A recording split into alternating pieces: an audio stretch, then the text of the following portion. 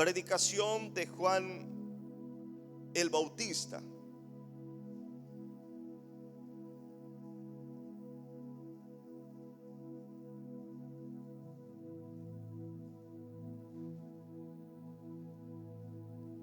¿Encontraron? Dice así: en aquellos días vino Juan el Bautista predicando en el desierto de Judea y diciendo: arrepentíos, porque el reino de los cielos se ha acercado. Pues este es aquel de quien habló el profeta Isaías cuando dijo: voz del que clama en el desierto, preparad el camino del Señor, enderezad sus sendas. Y después dice versículo 4: y Juan estaba vestido de pelo de camello y tenía un cinto de cuero alrededor de sus lomos, y su comida era langosta y miel silvestre. Y salía a él Jerusalén y toda Judea y toda provincia de alrededor de Jordán, y eran bautizados por él en el Jordán, confesando sus pecados. Al ver el que muchos de los fariseos y de los saduceos venían a sus bautismos, les decía: generación de víboras, ¿quién os enseñó a huir de la ira venidera? Haced pues frutos dignos de arrepentimiento, y no penséis decir dentro de vosotros mismos: a Abraham tenemos por padre, porque yo os digo que Dios puede levantar hijos a Abraham aún de estas piedras. Y ya también el hacha está puesta a la raíz de los árboles. Por tanto, todo árbol que no da buen fruto es cortado y echado en el fuego. Yo a la verdad os bautizo en agua para arrepentimiento, pero el que viene tras mí, cuyo calzado yo no soy digno de llevar, es más poderoso, dice, es más poderoso que yo. Él os bautizará en Espíritu Santo y fuego, y su aventador está en su mano, y limpiará su era y recogerá su trigo en el granero, y quemará la paja en el fuego que nunca se apaga. Amén y amén. Puede tomar los asientos en el nombre de Jesús, y si puede darle un aplauso fuerte al Rey de Gloria, porque Él vive, porque Él reina, porque Él es bueno, porque Él es santo, porque Él es digno de nuestros aplausos, Él es digno de nuestra alabanza. Él está aquí, Jesucristo de Nazaret. Aleluya, aleluya. Dios es bueno, siempre Dios es bueno, y Él es fiel en todas sus promesas y en sus palabras. La predicación de Juan el Bautista hemos acabado de leer: el que prepara el camino para el Señor. Siempre hay un mensaje que anticipa la venida de nuestro Señor Jesucristo. Juan el Bautista estaba predicando y preparando el corazón de la gente, porque sabía que el Señor, el Rey de Gloria, vendría sobre el pueblo. Había una fe, había una esperanza, había una convicción plena y clara en el corazón de Juan el Bautista que Jesucristo vendría. Ahora hago la pregunta para ti: ¿usted tiene convicción que Jesús vendrá otra vez? ¿Usted está seguro de la venida del Señor? Porque Juan el Bautista estaba seguro que Él iba preparando. Dice que Él era el que preparaba el camino del Señor. Él iba preparando los corazones para que cuando Cristo viniera, el corazón de la gente estuviera preparado para recibirlo. Y la pregunta que te hago es: ¿tu corazón está preparado para recibir a Jesucristo? ¿O está preparado para encontrarse con Cristo Jesús? Juan el Bautista era la voz que clamaba en el desierto, y el que preparaba el camino del Señor y enderezaba las sendas para la venida de Cristo. Yo creo que tenemos nosotros todos una misión aquí en la tierra, y la misión que tenemos en la tierra es preparar primeramente nuestro corazón y luego preparar el corazón de la gente que está en nuestro entorno para la venida de Cristo Jesús. Cuando hablamos de la venida de Cristo, hago la siguiente pregunta: ¿usted está en el espíritu o está en la carne?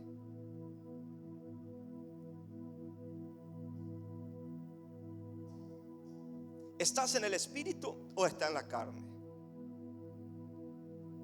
Porque si estamos en el espíritu, manifiestas son las obras del espíritu. Si estamos en la carne, manifiestas son las obras de la carne. Y habla lo siguiente: que los que están en la carne, los que practican tales cosas, no pueden heredar el reino de Dios. Entonces yo tengo que aprender a preparar mi corazón, permitir que el Espíritu de Dios me instruya para que yo esté preparado para la venida de Cristo, para estar en el Espíritu y oír el sonar de las trompetas. Y Juan predicaba el camino del Señor, enderezando, mostrando el camino, trayendo la verdad del Evangelio a cada corazón, a cada vida, trayendo lucidez a los que estaban dispersos en su forma de pensar, en su forma de vivir. Le traía claridad y le traía a la identidad que cada uno estaba teniendo al entonces. Cuando se encontró con los fariseos, con los saduceos, que venían a su bautismo, y no venían para ser bautizados, venían para ver el bautismo. Pero no escapaban de la palabra a donde el Espíritu de Dios le hablaba y le daba connotación de qué clase de comportamiento ellos estaban teniendo. Y decía: generación de víboras. Esto eran los fariseos y los saduceos. ¿Qué es generación de víbora? Es personas que es astuta, que es disimulada, personas que con engaño está siendo conducido su propia vida. ¿Me están entendiendo? Generación de víbora. ¿Quién nos enseñó a huir de la ira venidera? Le está mostrando que la ira de Dios vendrá, y ellos están como una serpiente tentando esconderse, huir de lo que Dios le llamó ellos para hacer. ¿Cuál era el llamado de Dios para los fariseos, para los saduceos? Arrepentimiento. ¿Cuál es el llamado de Dios para ti? ¿Cuál es el llamado de Dios para mí? Arrepentimiento. Pero cuando intentamos disimular, escondernos, en la palabra de Dios está bien en claro. Cuando Dios le habla a través de Juan el Bautista para los fariseos y saduceos, generación de víbora, quiere decir que viene de padres a hijos, a nietos, bisnietos. Viene de una generación pasando las malas conductas, malo comportamiento, malos hábitos, mal temperamento, mala forma de vivir, mala forma de pensar. Viene de generación hasta la cuarta generación. Generación de víbora. ¿Quién os enseñó a huir de la ira venidera?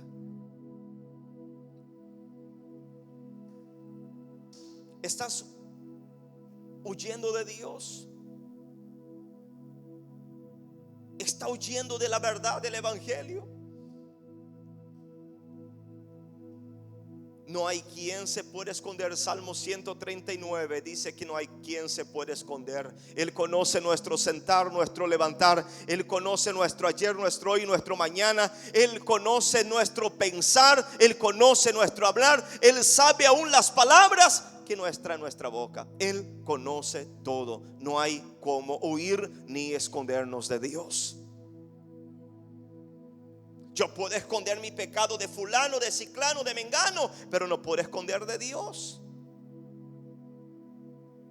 Dios conoce todas nuestras acciones, nuestras vidas, nuestro pensar. Yo puedo poner una contraseña y esconder de mi esposa, pero no puedo esconder de Dios, que lo ve todo.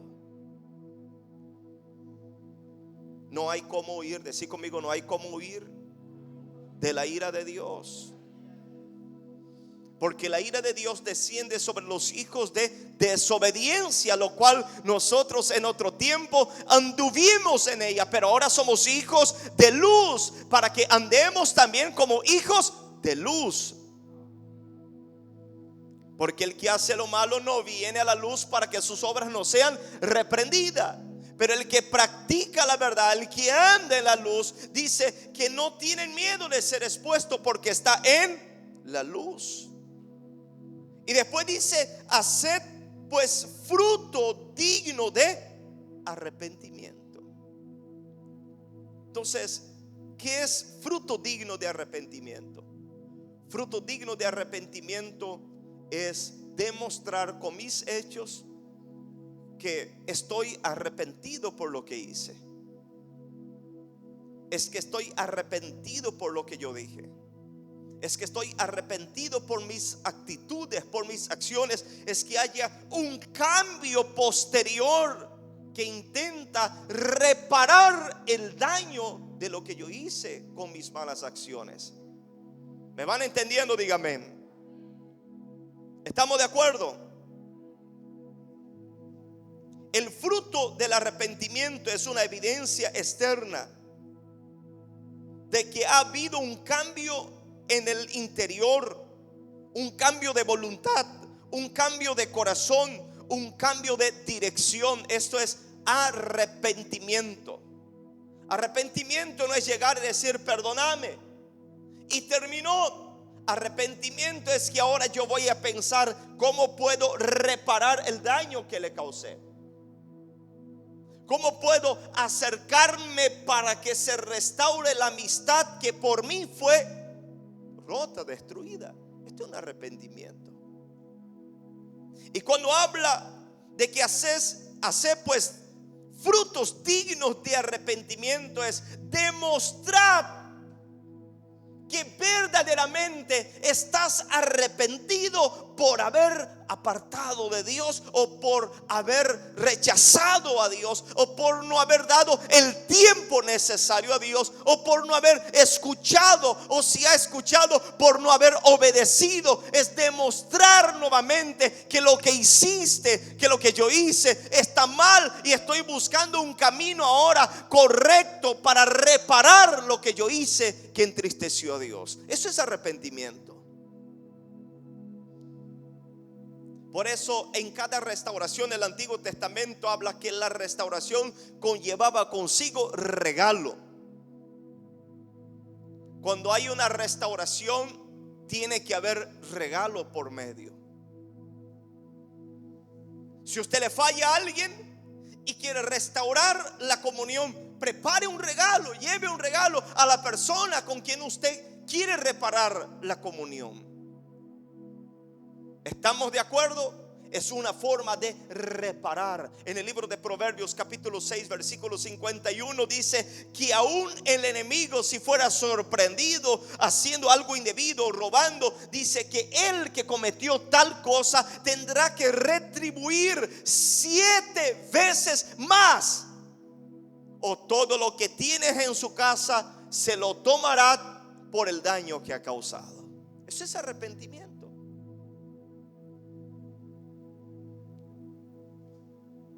Hace fruto dignos de arrepentimiento.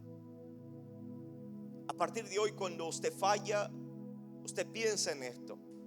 no es solamente acercar y decir perdóname. Es buscar restaurar lo que se ha destruido. Es buscar volver a estar mejor de lo que estaba antes. Esto se llama restauración. Cuando Dios se restauró la vida de Job, dice que no solamente le dio lo que él tenía, sino le dio el doble de lo que tenía. Mucho más y mucho mejor de lo que él tenía al principio, porque Dios entendió que lo que él había pasado es porque era la voluntad de Dios el sufrimiento. Y cada vez que Dios te pone en un desafío por su voluntad, Él sabrá cómo retribuir por el sufrimiento que tú has pasado por amor a Él. ¿Se me están entendiendo? Es que Dios sabrá cómo retribuirte porque Él te puso a prueba y usted te ha mantenido fiel a Él. Él sabrá recompensarte por tu fidelidad. Él sabrá recompensarte por el sufrimiento que has pasado. Él sabrá cómo darte a ti mucho más de lo que tú has perdido cuando estabas pasando por el sufrimiento. Eso es Dios. Si Dios sabe recompensar, tenemos que aprender con Él. Y el fruto de arrepentimiento significa que entiendo también con Dios. Cuando le fallo, tengo que hacer algo por Él más de lo que se me pide. Tengo que hacerlo de corazón. Amén. ¿Cuántas veces papá, mamá o los hijos o entre hermanos o entre esposo, familia se fallan en palabras, comportamiento, y luego se le pide perdón y se queda en el opareí, como se dice acá en Paraguay? Ahí nomás se terminó y no hace algo después de lo que ha sucedido para restaurar la comunión y la confianza que se perdió. ¿Estamos de acuerdo? Y con Dios es esto: hacer frutos dignos de arrepentimiento. Fruto digno es recibí el perdón, viene el evangelio de Cristo a mi vida, lo creo, lo recibo, y cuando abre mi entendimiento, entonces yo reconozco que soy pecador. ¿Quién reconoce sus pecados? Decí conmigo: el que se le abrió el entendimiento. Si no abre tu entendimiento, usted nunca va a pedir perdón. Usted nunca va a dar un paso por el bien.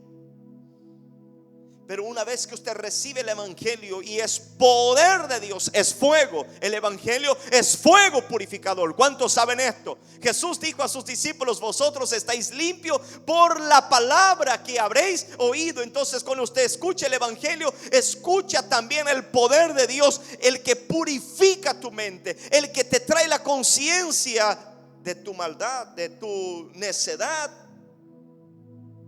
Y usted recibe el evangelio, abre tu entendimiento, y al abrir tu entendimiento usted te da cuenta cuán fallo, cuán pecador y los pecados que tú has cometido. Cuando se te abre el entendimiento, viene el proceso de la restauración. Usted confiesa tu pecado, y el que confiesa y se aparta alcanzará la misericordia. ¿Cómo voy a hacer fruto digno de arrepentimiento?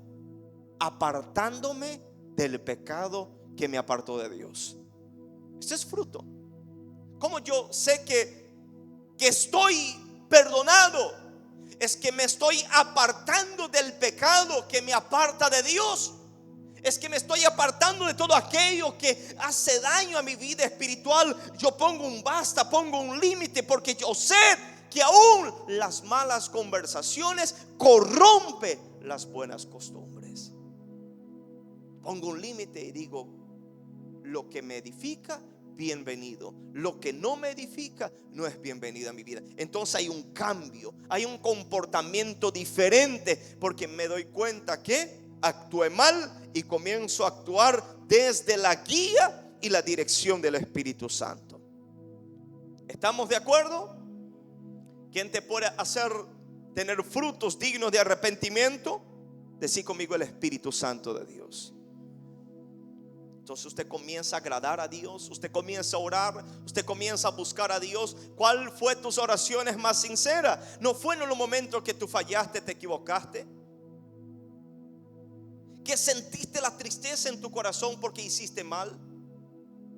¿Sentiste un quebrantamiento? ¿O cuando vino las consecuencias de tus errores? Y ahí te diste cuenta que sin Dios y apartado de Dios es imposible ser feliz y ser completo. Amén. Entonces yo creo que hoy en esta mañana el Espíritu de Dios trae fruto dignos de arrepentimiento. Esos frutos son las buenas obras que son producidas por el Espíritu Santo de Dios. Ahora el versículo 10 dice,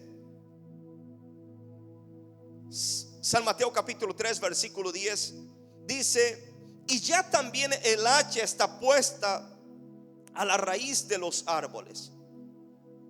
Por tanto, todo árbol que no da buen fruto. Entonces, ¿cuál es el fruto digno de arrepentimiento? Decir conmigo, buen fruto.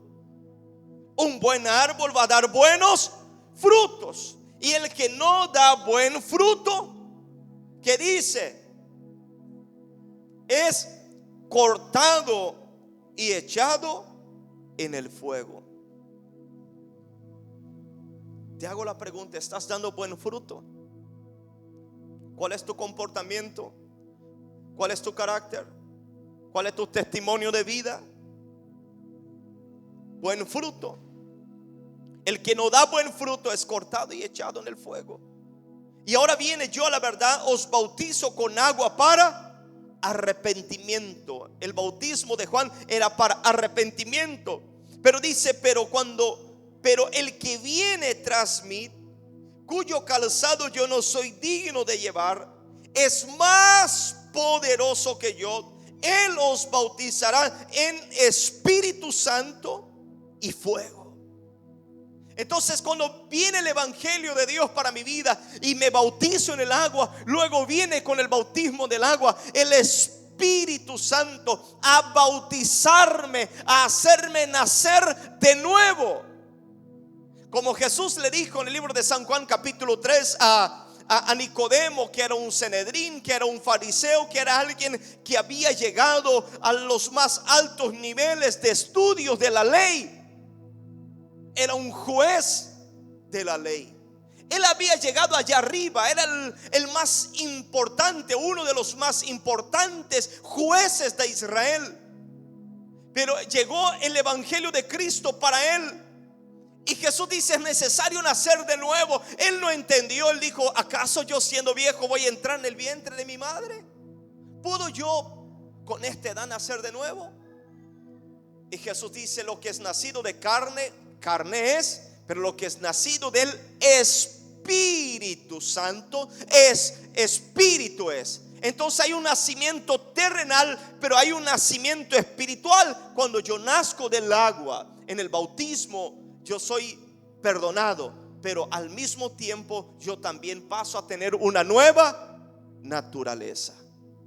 Y teniendo una nueva naturaleza, mi mente es abierta. Yo me doy cuenta de mi naturaleza pecaminosa. Me doy cuenta que necesito de Dios. Tengo conciencia de pecado. Tengo conciencia del Espíritu. Tengo conciencia para vivir en el mundo de la forma que a Dios le agrada. Pero cuando apago el Espíritu de Dios en mi vida, yo comienzo a caminar en la carne. Por eso es necesario hacer morir todos los días la carne para vivir en el Espíritu. Por eso te hice la pregunta: ¿vivir en el Espíritu o en la carne?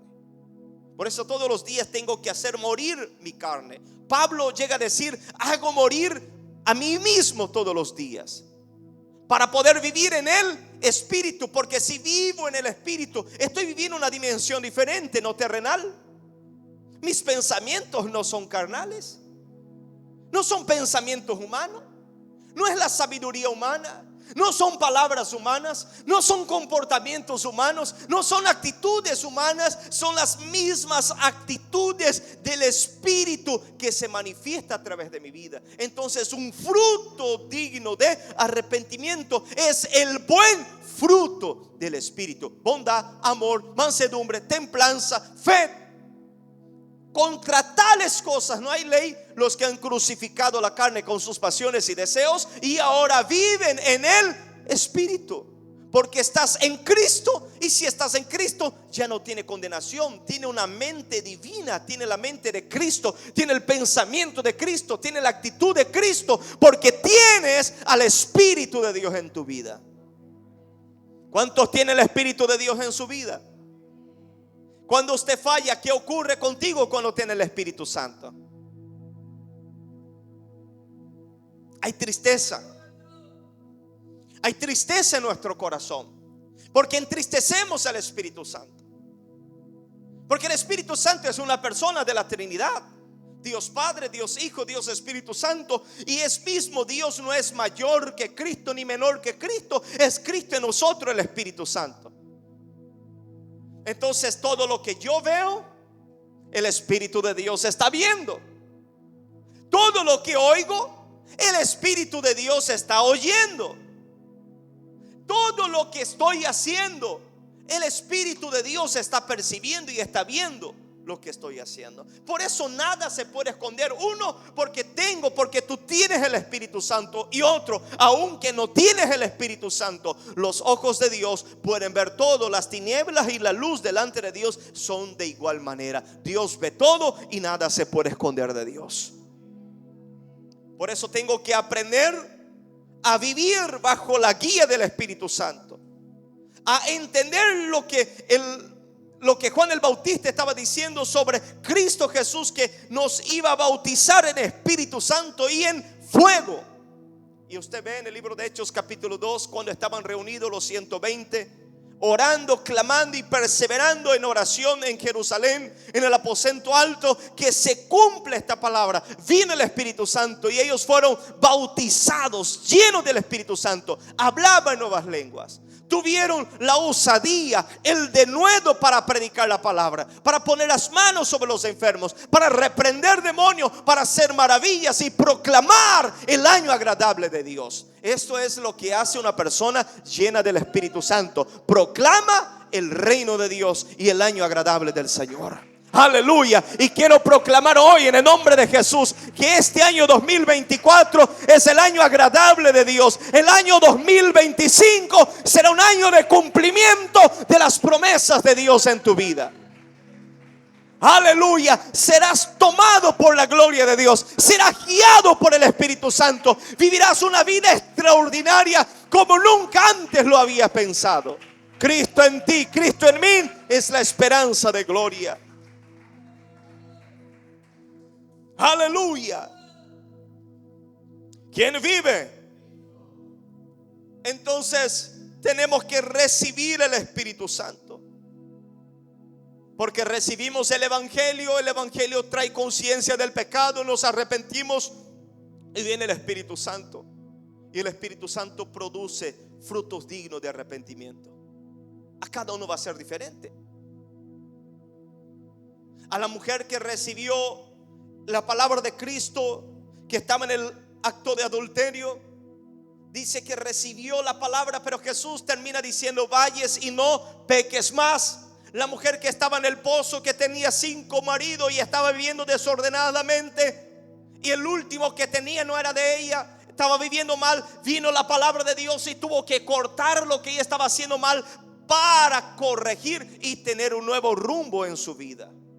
Saqueo, cuando recibió el Evangelio de Cristo y Cristo simplemente entró en su casa, trajo conciencia de lo que estaba bien, de lo que estaba mal, y él tuvo que devolver aún 4 veces más. Si él, como él dijo, si yo hice mal, o si defraudé, o si robé a alguien, voy a devolver 4 veces más. Cuando viene el Evangelio de Dios, la palabra de Dios, el Espíritu de Dios en la vida de uno, usted comienza a ser una persona justa.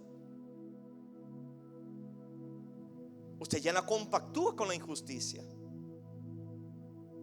Usted ya no compactúa con lo que es incorrecto. Porque trae la justicia.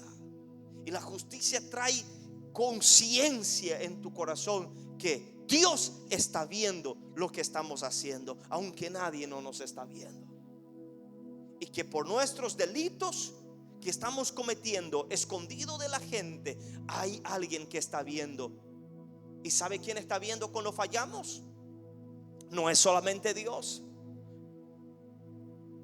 es el diablo, nuestro acusador. ¿Me están entendiendo?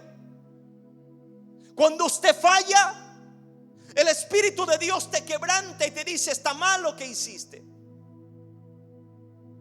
Pero del otro lado está el diablo diciendo, se va y dice: bueno, ese es tu pecado, Dios ya no te perdona más.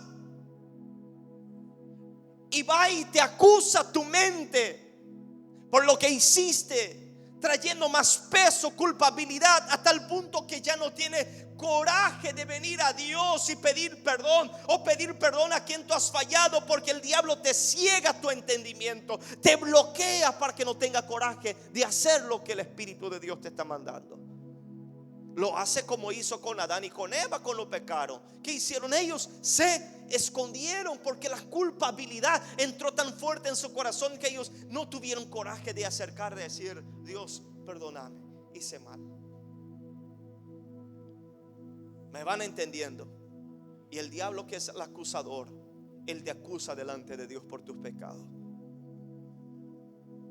Pero tenemos a Jesucristo, el abogado justo, que perdona nuestros pecados y que nos limpia de todas nuestras maldades. Él está aquí para perdonarte, Él está aquí para limpiarte, Él está aquí para purificarte, Él está aquí para que a través del Espíritu Santo de Dios usted pueda tener a partir de hoy los frutos que testifique la bondad y la nueva vida en Cristo Jesús. Las cosas viejas pasaron, todas aquí son hechas nuevas. Frutos dignos de arrepentimiento. Den un aplauso para el Rey, porque Él vive, porque Él reina, porque Él es bueno. Frutos dignos de arrepentimiento. Estos frutos dignos es el Espíritu de Dios en nuestra vida. Y no nos fuerza. Decí conmigo: no fuerza a hacer buenos frutos si tengo el Espíritu Santo. Fluye. Las buenas obras fluyen. No es obra tuya, no es obra mía, es obra del Espíritu Santo.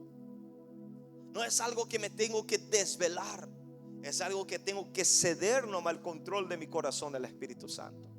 Tengo que entregarme y decirle al Espíritu Santo: Espíritu Santo, toma el control de mi vida, guíame, ayúdame a hacer lo correcto, ayúdame a hablar lo correcto, ayúdame a tener el comportamiento correcto para tener frutos dignos de arrepentimiento. Quiere decir que lo que voy a hacer luego de ser perdonado hable que de verdad soy una nueva persona.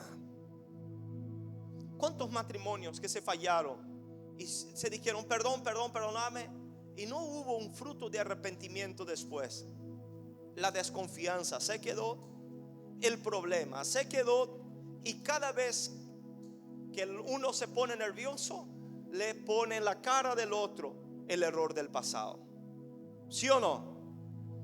¿Por qué? Porque no hubo fruto digno de arrepentimiento. El que falló no demostró después que está arrepentido, no corrigió lo que estaba mal, simplemente pidió perdón, pero siguió haciendo lo mismo que estaba haciendo antes. Por eso Dios nos invita a dar frutos dignos de arrepentimiento. Que a partir de hoy podemos decirle a Dios: Señor, me entrego a ti, toma el control de mi vida. Quiero vivir una nueva vida contigo, con la mente de Cristo, el corazón de Cristo. Que mis hechos testifique, Señor, que te amo. Que mis hechos testifique que eres importante para mí. Que mis hechos testifique que quiero estar contigo. Amén. ¿Cuántos quieren vivir una vida con Cristo? Diga amén.